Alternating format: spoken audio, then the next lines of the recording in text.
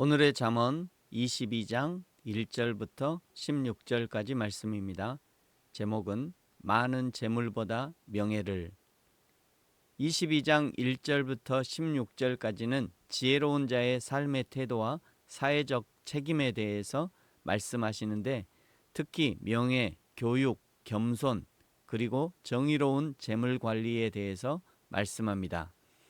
먼저 1절과 2절은 명예와 은총의 가치에 대해서 말씀합니다. 1절, 많은 재물보다 명예를 택할 것이요 은이나 금보다 은총을 더욱 택할 것이니라. 가난한 자와 부한 자가 함께 살거니와 그 모두를 지으신 이는 여호와이시니라. 아멘. 재물보다 명예가 훨씬 더 고귀한 가치라는 것이고, 은이나 금보다 하나님의 은총을 선택하는 것이 훨씬 가치 있는 선택이라는 것이죠. 지금 이 시대는 신앙의 유무를 떠나서 대부분의 사람들이 돈으로 그 가치를 판단하는 시대에 우리가 살고 있습니다. 2절은 이런 시대에 경종을 울리는 말씀 같습니다.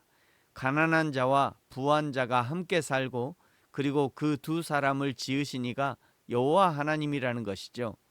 이 말씀은 가난한 자를 지으신 하나님의 목적과 뜻이 분명히 있다는 것이고, 부한 자를 지으신 목적과 뜻 역시 분명히 있다는 것입니다. 그러면 가난한 자와 부한 자를 함께 지으시고 함께 살게 하신 하나님의 목적이 무엇인가? 매튜 헨리의 주석에는 이 부분을 이렇게 설명하고 있습니다. 하나님께서 세상을 모두 부자로 혹은 모두 가난하게 만들지 않으시고 섞여 살게 하신 이유는 서로가 서로를 필요로 하는 상호 의존적 공동체를 만들기 위함이다. 부자는 가난한 자의 노동과 도움 없이는 풍요를 유지할 수 없고, 가난한 자는 부자의 자비와 분배를 통해 도움을 얻습니다. 즉, 서로를 섬김으로써 하나님의 사랑을 연습하는 장으로 세상을 설계하신 것이죠. 하나님은 가난한 자들을 통해 부자들의 자비함을 시험하시고, 가난한 자들에게는 인내와 믿음을 시험하십니다. 가난한 자를 지으심으로 공동체 안에 사랑의 실천이 일어날 기회를 제공하시며, 가난한 자를 대하는 태도를 통해 그 사람의 신앙 진위 여부를 판별하시려는 목적이 있다는 것입니다. 어느 정치인의 표 같습니다만, 대동세상이 바로 이런 세상이죠. 모든 사람이 평등하게 어울려 살며 조화와 화합을 이루는 이상적인 사회를 뜻하고, 공자의 이상형이며 재화가 공평하게 분배되고 모두가 행복한 천국을 만들어 가자는 것이며, 한국 사상가들, 정치인들, 운동가들에게도 영향을 주어 현실 정치의 구호로도 쓰였습니다. 하나님은 이미 창조의 첫 시작부터 대동세상을 꿈꾸셨던 것이죠. 평등과 형평에 대한 유명한 사파가 있습니다. 사람의 형편을 고려하지 않고 모든 사람을 평등하고 동일하게 처우하면 결과적으로 불평등을 해소하지 못하게 되지만, 각자가 처한 상황과 필요를 고려하여 자원을 차등 분배하면 결과의 평등을 가져오게 된다는 거죠. 진정한 공정함은 무조건적인 똑같음이 아니라 기회의 격차를 줄이기 위해 더 필요한 사람에게 더 많은 지원을 하는 것임을 보여주는 것입니다. 선진국에서 해야 할 복지가 바로 이런 복지여야 하고, 교회도 이런 형평의 복지를 늘 염두에 두어야 합니다. 3절, 슬기로운 자는 재앙을 보면 숨어 피하여도 어리석은 자는 나가다가 해를 받느니라. 겸손과 여호와를 경외함의 보상은 재물과 영광과 생명이니라. 패역한 자의 길에는 가시와 올무가 있거니와 영혼을 지키는 자는 이를 멀리 하느니라. 마땅히 행할 길을 아이에게 가르치라. 그리하면 늙어도 그것을 떠나지 아니하리라. 아멘. 6절의 말씀은 대한민국 부모들이 잘하는 주입식, 암기식 신앙 교육을 말하는 것이 아닙니다.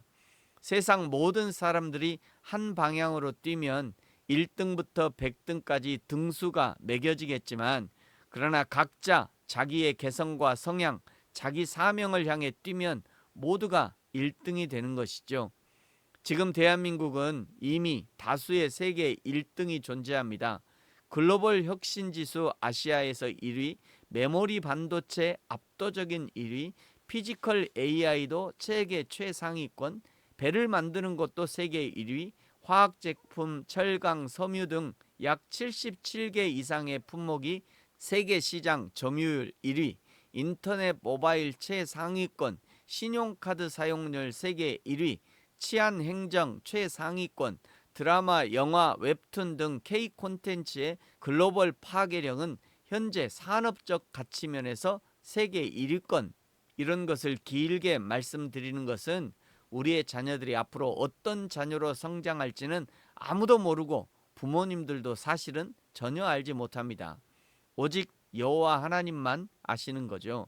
그러므로 마땅히 행할 길, 여호와 하나님과 동행하는 법, 하나님을 예배하는 법, 죄를 분별하고 죄를 물리치는 법 등에 대해서 어려서부터 가르치고 그 나머지는 무엇이든지 마음껏 하도록 지원해주면 적어도 부모님 세대와는 차원이 다른 세상을 살게 될 것입니다.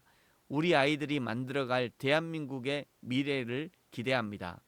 7절, 부자는 가난한 자를 주관하고 빚진 자는 채주의 종이 되느니라.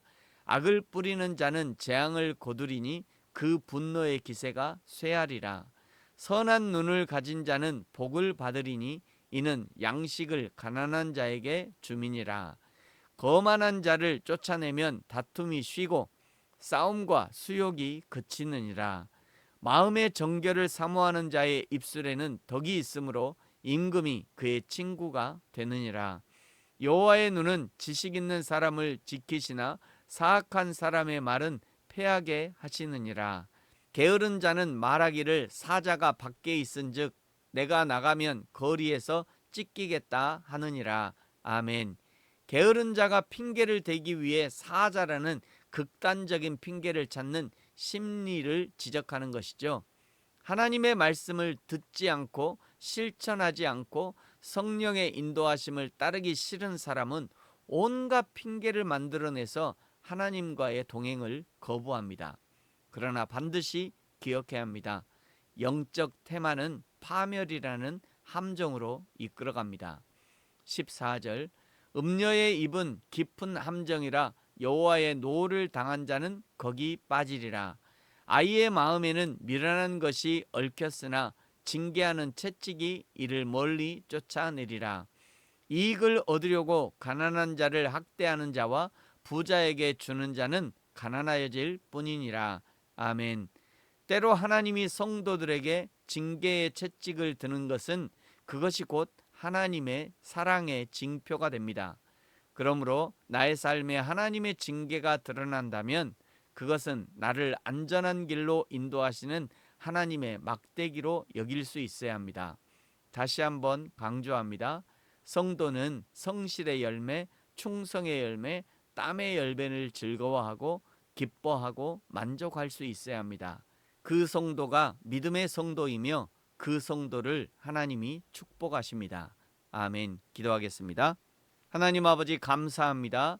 우리의 자녀들에게 마땅히 가르쳐야 할 것들, 여호와 하나님과 동행하는 법, 하나님을 예배하는 법, 죄를 분별하고 죄를 물리치는 법, 사명을 발견하는 법, 도덕적 분별력과 거룩한 습관, 청지기적 재물관리, 그리고 인격적인 관계와 사회적 책임, 사람에 대한 분별력 등 성경에서 말씀하시는 하나님의 지혜를 가르치고 배울 수 있는 은혜를 허락하여 주옵소서. 감사합니다. 예수님의 이름으로 기도합니다. 아멘. 하늘에 계신 우리 아버지, 아버지의 이름을 거룩하게 하시며 아버지의 나라가 오게 하시며 아버지의 뜻이 하늘에서와 같이 땅에서도 이루어지게 하소서. 오늘 우리에게 일용할 양식을 주시고 우리가 우리에게 잘못한 사람을 용서하여 준 것 같이 우리 죄를 용서하여 주시고 우리를 시험에 빠지지 않게 하시고 악에서 구하소서. 나라와 권능과 영광이 영원히 아버지의 것입니다. 아멘.